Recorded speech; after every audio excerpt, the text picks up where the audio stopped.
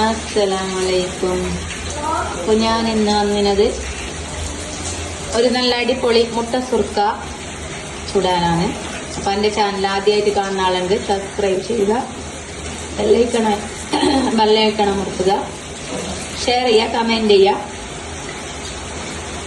അപ്പോൾ അതിന് വേണ്ട ഇൻഗ്രീഡിയൻസ്: കുറച്ച് തേങ്ങ, കുറച്ച് ചോറ്, ഒരു മുട്ട, പിന്നെ നമ്മളെ നെയ്ച്ചോറ്റിൻ്റെ അരി രാത്രി കുതിർത്തിയിട്ടിട്ടത്. പോക്കിയത് ഓക്കെ. ഇത്ര മിക്സിയിലിട്ടിട്ട് അരച്ചിടും. ഞാൻ അരച്ചിട്ട് വരാം. അപ്പം എല്ലാം അരച്ചിട്ട് വന്നിട്ടുണ്ട്. അപ്പോൾ ഒരു 1-1.5 മണിക്കൂർ ഇങ്ങനെ വെച്ചിട്ട് ചൂടുന്നതായിരിക്കും നല്ലത്. അപ്പം ഞാൻ 1.5 മണിക്കൂറുടെ വെക്കുന്നു. അരച്ചിട്ട് റെസ്റ്റ് ചെയ്യാൻ പറ്റുന്നു. എന്നിട്ടായിട്ട് ചൂടാം തിന്നാം.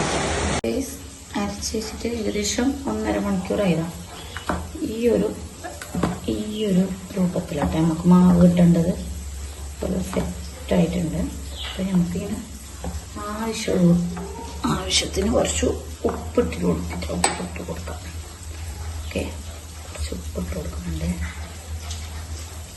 കുറച്ച് ഉപ്പിട്ട് കൊടുത്ത് നന്നായിട്ട് ഇളക്കിയിട്ട് തന്നെ ചൂടാം.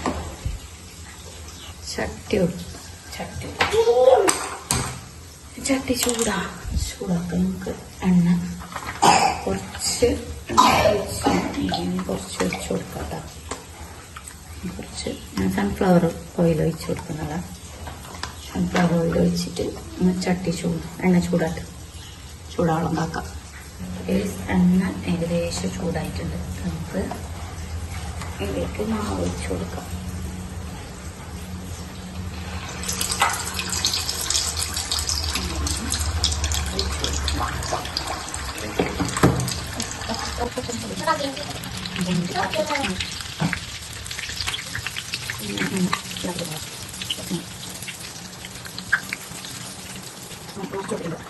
ബ്രൗൺ കളറായിട്ട് വരട്ടാണ്. നല്ല ബ്രൗൺ കളർ എണ്ണ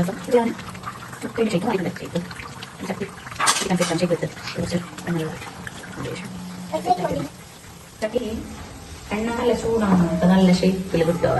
എണ്ണ ചൂടായില്ലെങ്കിൽ ആ ഒരു മുട്ട സുർക്കാന്റെ ഷേപ്പിൽ കിട്ടാലോ.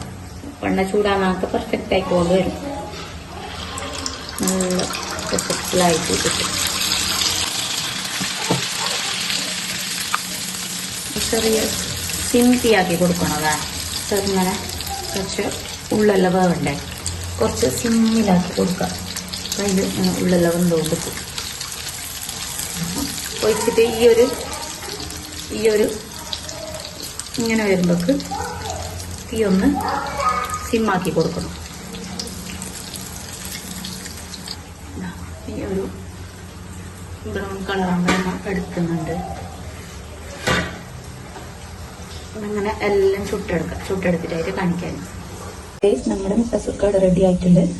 അപ്പോൾ ഇത് ചിക്കൻ കറീൻ്റെ കൂടെയാ, മുട്ടക്കറീൻ്റെ കൂടെയാ, ഇറച്ചിക്കറീൻ്റെ കൂടെയാ, എല്ലാത്തിനും നല്ല ടേസ്റ്റാണ്. അപ്പോൾ വെറുതെ കഴിക്കാനും ടേസ്റ്റ് ഉണ്ട്. കറിയൊന്നും ഇല്ലാണ്ട് തന്നെ കഴിക്കാനും ഭയങ്കര ടേസ്റ്റാണ്. അപ്പോൾ എല്ലാവരും നിങ്ങളെ പുരയിൽ ഉണ്ടാക്കി നോക്കണം. എൻ്റെ വീഡിയോ ഇഷ്ടപ്പെട്ടെങ്കിൽ ചാനൽ ലൈക്ക് ചെയ്യുക, കമൻറ്റ് ചെയ്യുക, സബ്സ്ക്രൈബ് ചെയ്യുക. അപ്പോൾ ഇനി അടുത്ത വീഡിയോ ആയിട്ട് വരാം ഇൻഷാ അല്ലാഹ്. അതുവരേക്കും എല്ലാവർക്കും ബൈ, ടാറ്റാ, ബൈ.